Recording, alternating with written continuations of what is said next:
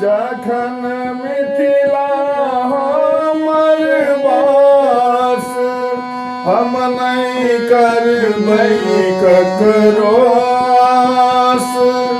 जखन मिथिला हमर वास, हमर बहिन मास खास। जनकपुर में हमर बहिन मास खास। जनकपुर में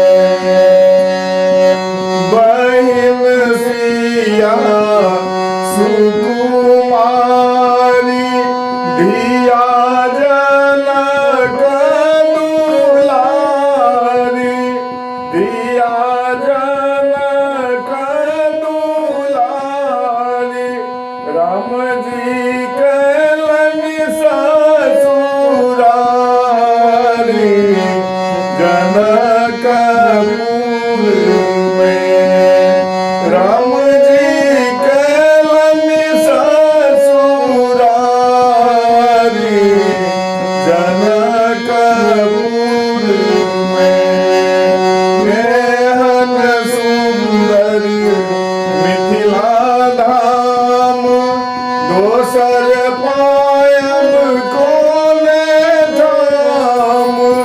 दुल्हा दुल्हन सीताराम।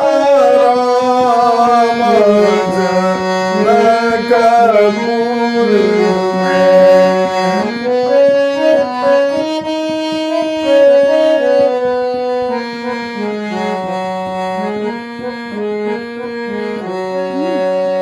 गंगा सागर स्नान, करबै दर्शन भगवान।